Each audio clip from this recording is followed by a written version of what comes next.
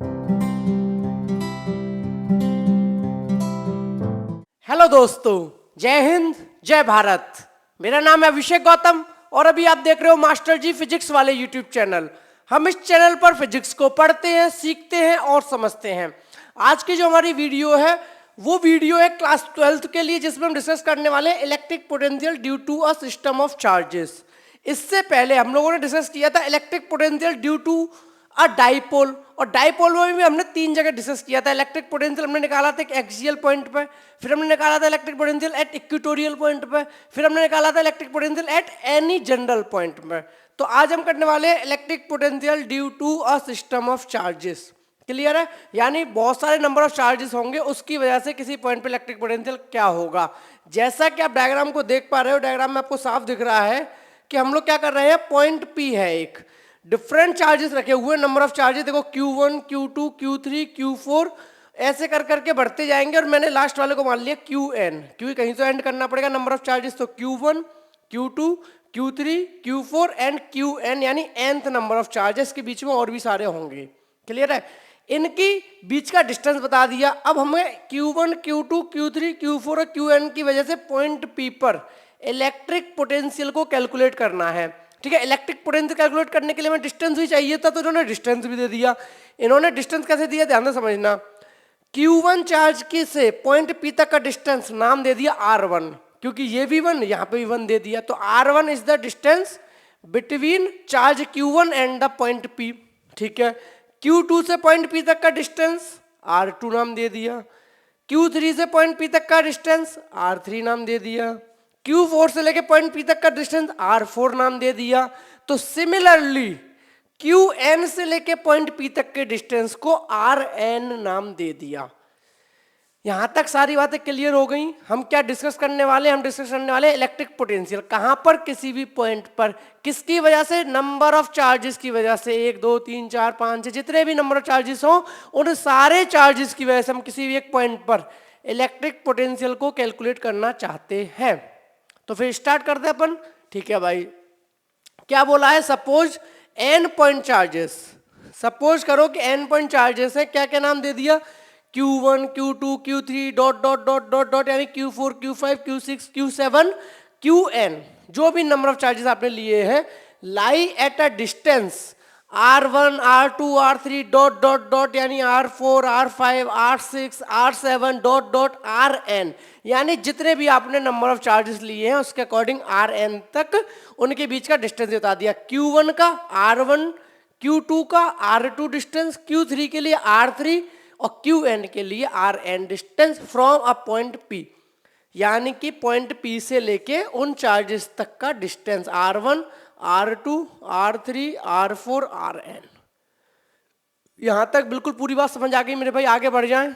अब एक बात बताओ, बस थोड़ी सी हिंट दे देता हूं तुम्हें भी, कि अब हमें क्या निकालना है, पॉइंट P पे इलेक्ट्रिक पोटेंशियल निकालना है। तो अब आप सब जानते हो इलेक्ट्रिक पोटेंशियल एक स्केलर क्वांटिटी होती है, तो अब क्या कहोगे, सर चार्ज 1 की वजह से पॉइंट P पर इलेक्ट्रिक पोटेंशियल निकाल लो, चार्ज 1 की वजह से पॉइंट P पे इलेक्ट्रिक पोटेंशियल निकाल लो, चार्ज 2 की वजह से पॉइंट P पे इलेक्ट्रिक पोटेंशियल निकाल लो, और चार्ज 3 की वजह से इलेक्ट्रिक पोटेंशियल निकाल लो पॉइंट P पर, और चार्ज 4 की वजह से इलेक्ट्रिक पोटेंशियल निकाल लो पॉइंट P पर। जब सारे इलेक्ट्रिक पोटेंशियल मिल जाए, सबको ऐड कर दो, आपको पॉइंट P पर टोटल इलेक्ट्रिक पोटेंशियल पता चल जाएगा।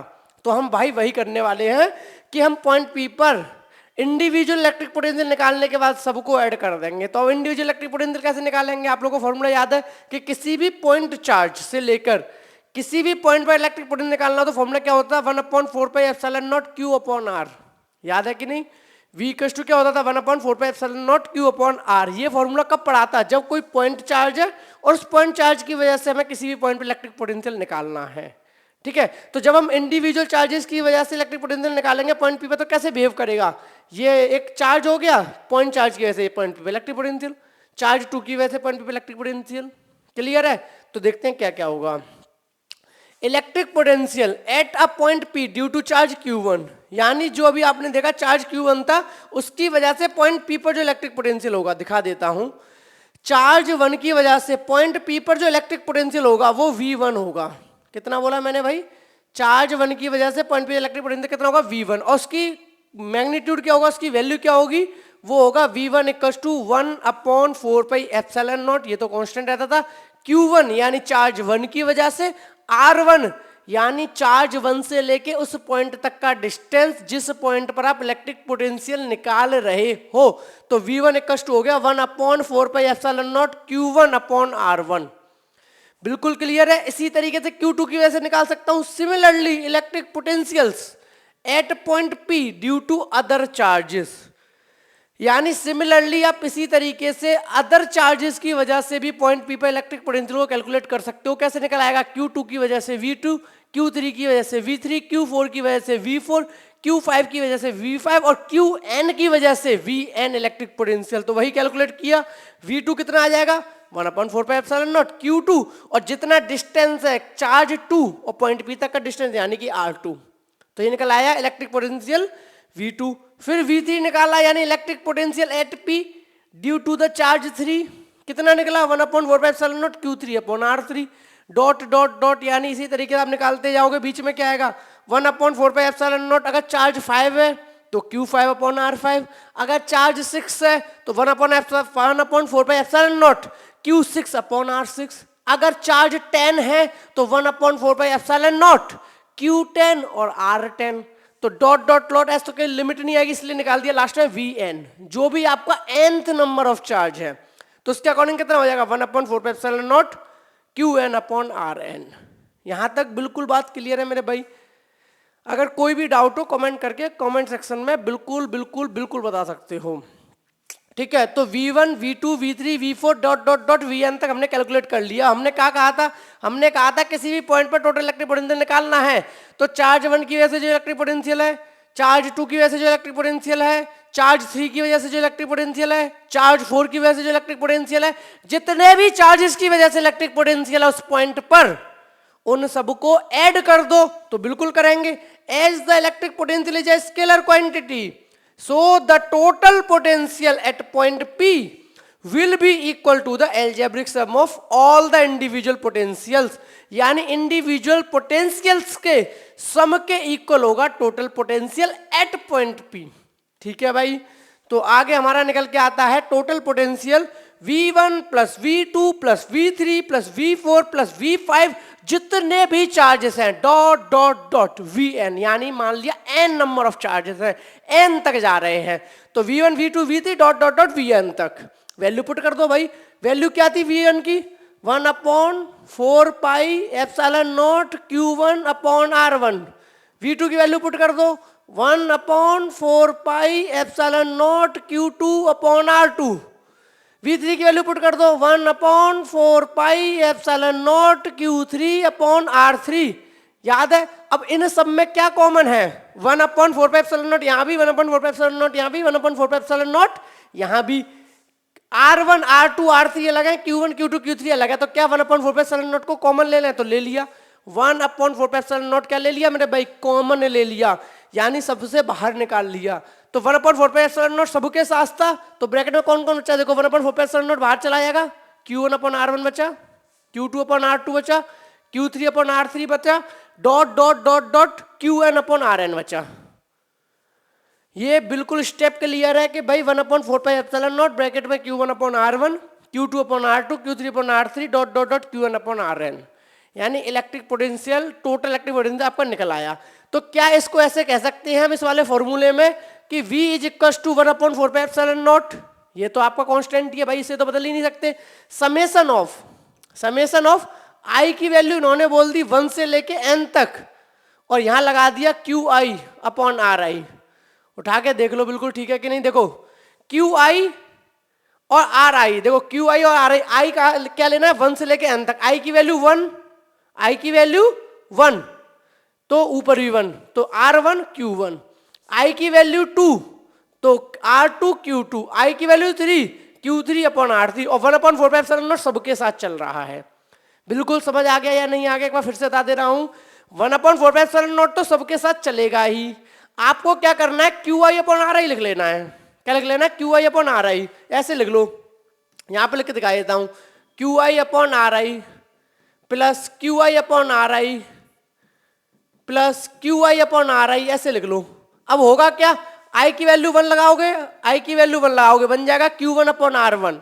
आई की वैल्यू 2 लगाओगे, आई की वैल्यू 2 लगेगी, बन जाएगा Q2 अपॉन R3 प्लस आई की वैल्यू 3 लगाओगे, बन जाएगा Q3 अपॉन R3। तो क्या वही बन गया जो पहले था, Q1 upon R1, Q1 upon R1, Q2 upon R2, Q2 upon R2, Q3 upon R3, Q3 upon R3, यानी कि QI अपॉन RI एक जनरल फॉर्म लिख दी जिसमें कि I की वैल्यू क्या करते जाओ 1 2 3 लगाते जाओ, तो फॉर्मूला बन गया 1/4πε0। तो सबके साथ आएगा, ऐड कर दो किसको, QI upon RI plus QI upon RI plus QI upon RI, और I की वैल्यू क्या लगा दो 1 2 3, तो बन जाएगा Q1 upon R1, Q2 upon R2, Q3 upon R3, Q4 upon R4, QN upon RN।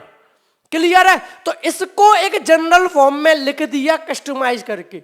बिल्कुल क्लियर है? कोई डाउट, किसी भी तरह का कोई डाउट नहीं है? तो हमारा आगे इलेक्ट्रिक पोटेंशियल किसी भी पॉइंट पर due to the point charges, number of point charges, और उन नंबर ऑफ पॉइंट चार्जेस से जो डिस्टेंस था वो हमें पता था, तो उसके अकॉर्डिंग हमने बता दिया।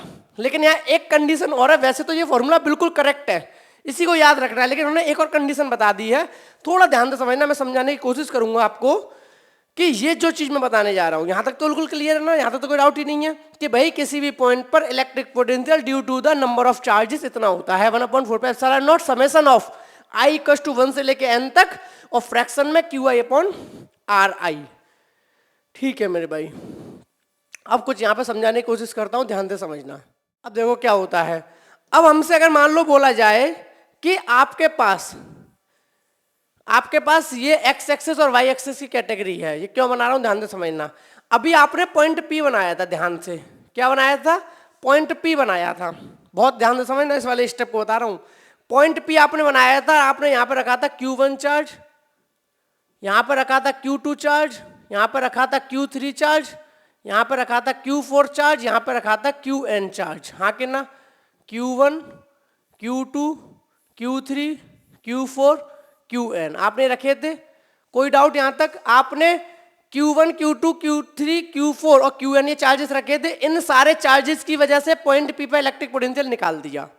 ठीक है, अब आपने जब इन सारे चार्जेस किए थे, पॉइंट P पे इलेक्ट्रिक पोटेंशियल निकाला, तो आपको सीधा सीधा चार्ज 1 से पॉइंट P तक का डिस्टेंस पता था, कितना था, R1 R2 R3 R4 Rn, ये था, आपने पॉइंट P का इलेक्ट्रिक पोटेंशियल निकाल दिया। लेकिन अब ये कंडीशन रख रहे हैं कि ये सारी चीज अगर एक पर्टिकुलर फ्रेम ऑफ रेफरेंस में हो, यानी इस बार ओरिजिन अब ये हो, ओरिजिन क्या हो, ये हो, तो ओरिजिन होगी तो सारे डिस्टेंस कहां से मेजर होंगे, यहां से। तो उन्होंने बोला पॉइंट P का इन्होंने वेक्टर बोल दिया R vector, point P R distance पर है, और जो ये दिए हुए हैं ये R1 पर है, ये कितने पर है, R1 पे, यहां से ये वाला जो चार्ज है वो R2 पे, ये वाला जो है ये R3 पे।